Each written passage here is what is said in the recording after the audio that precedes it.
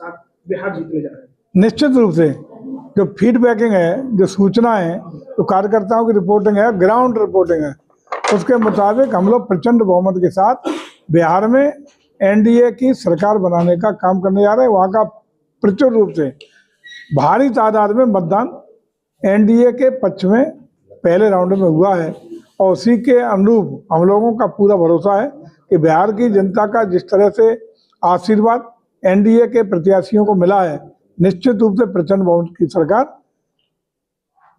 हमारे एनडीए की वहाँ बनने का काम हो रहा है। महागठबंधन अपना दावा कर रहा है 400 मतदान हुआ उसको लेकर के।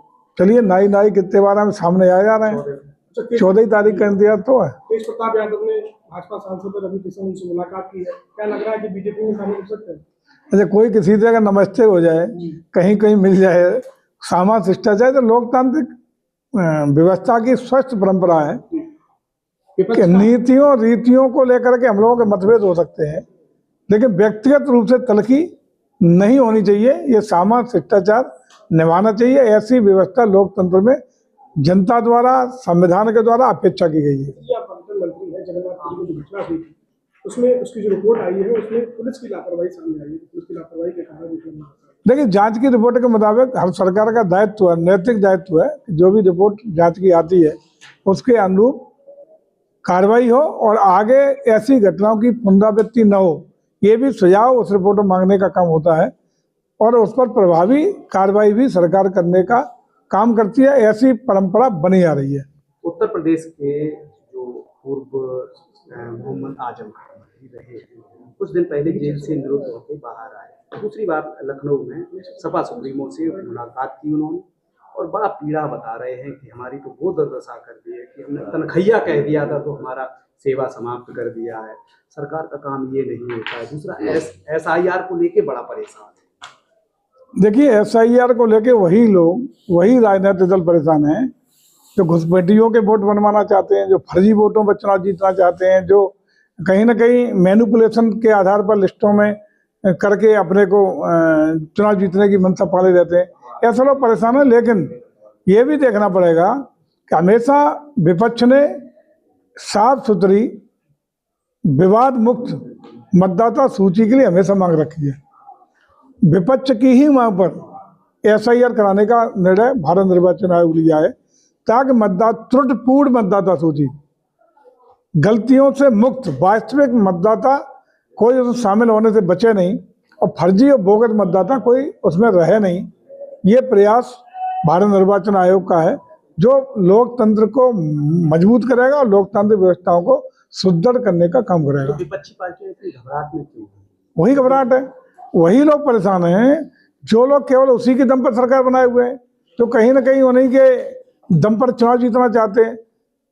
ठोंको नीति रही है ना लोगों की, तो ठोंको नीति वाले भी तो हैं।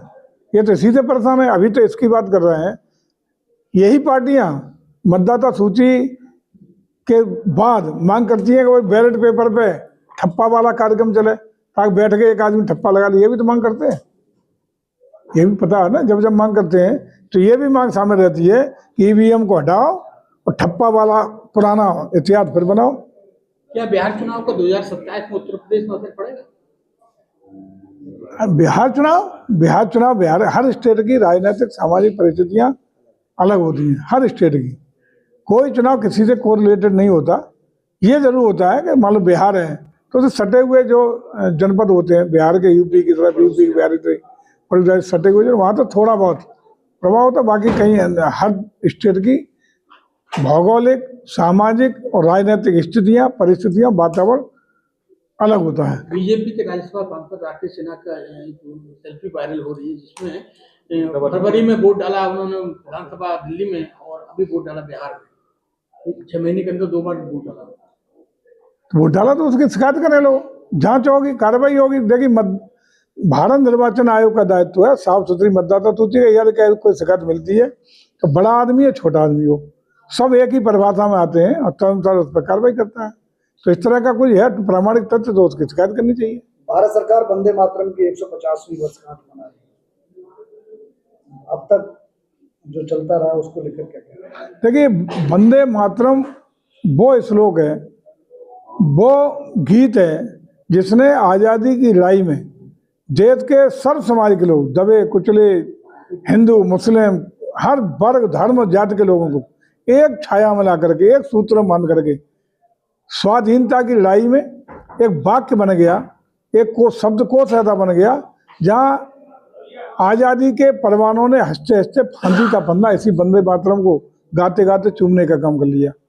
ये ऐसा वंदे मातरम का गायन है जो आज भी जज्बा देता है, जोश देता है, ऊर्जा देता है, भारत माता के प्रति, राष्ट्र के प्रति अपने दायित्वों को निभाने की पहल करता है।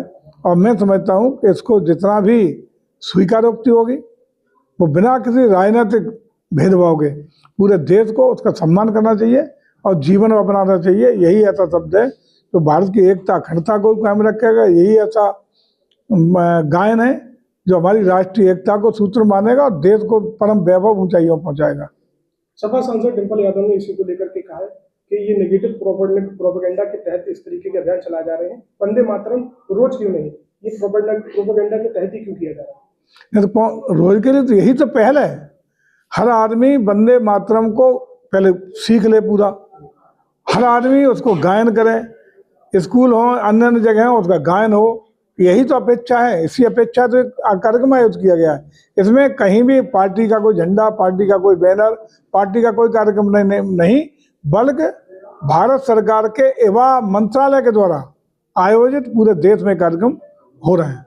मंत्री जी, मैनपुरी सिंचाई विभाग में करोड़ों रुपए के भ्रष्टाचार का एक मामला चल रहा है जिसकी जांच अपर जिलाधिकारी द्वारा की गई। पीड़ित का आरोप ये है कि अभी तक करीब 7 महीने का समय हो गया, उसमें कोई जांच रिपोर्ट सामने नहीं है। जांच चल रही है, 24 तथ्य उसमें पाए जाएंगे, उसके मुताबिक निश्चित रूप से प्रभावी कार्रवाई होगी।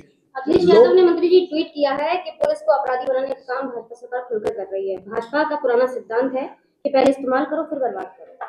किसको? अपराधियों को? पुलिस को अपराधी बनाने का भाजपा सरकार खुलकर काम कर रही है। कहाँ पुलिस अपराधी बन रही है? डकैती डाल दी क्या सीओ साहब? आप लोगों ने कहीं चोरी डकैती शुरू कर दी क्या? मर्डर शुरू कर दी है क्या? कहाँ कर दिया अपराध? मैनपुरी का जरा बताएं। अखिलेश यादव ने ट्वीट किए हैं। अखिलेश जी के ट्वीट का आप संज्ञान लेते हो? उन्हें तो निश्चित रूप से कोई ट्वीट करना ही है, और कहीं कोई नहीं मिलता तो कुछ भी ट्वीट कर देते हैं। शुक्रिया। ठीक।